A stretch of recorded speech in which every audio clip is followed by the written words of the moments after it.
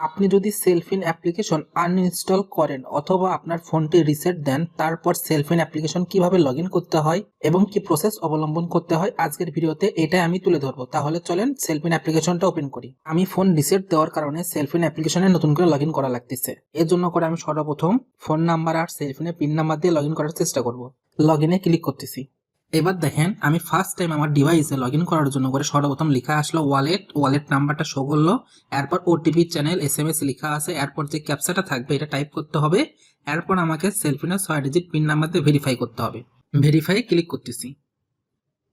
এবার আমার সিমে অন টাইম পিন আসবে, এই পিনটা দিতে হবে অ্যালাউ।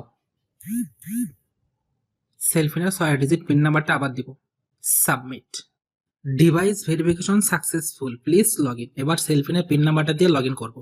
এই অন টাইম পিন দেওয়ার কারণে ভেরিফিকেশন যে করলাম এই জন্য করে দেখেন আমার ফোন নাম্বারটা কিন্তু আর এডিটেবল হচ্ছে না, একদম পার্মানেন্টলি শো করতেছে। লগ ইন দেখেন খুব সহজে আপনি সিঙ্গেল একটা অন টাইম পিনের মাধ্যমে আপনার নতুন ডিভাইসে সেলফিনটা লগ ইন করতে পারলেন। সেলফিন লগ ইন হওয়ার পর এবার আমি দেখবো যে আমার কোনো কিছু চেঞ্জ হয়েছে কিনা, যেগুলো ব্যাংক অ্যাকাউন্ট অ্যাড করা ছিল আর যেগুলো কার্ড অ্যাড করা ছিল এগুলা কি অ্যাক্টিভ আছে নাকি ইনঅ্যাক্টিভ করে দিয়েছে। সমস্ত কার্ড অ্যাক্টিভ আছে। ব্যাংক অ্যাকাউন্টটা চেক করি।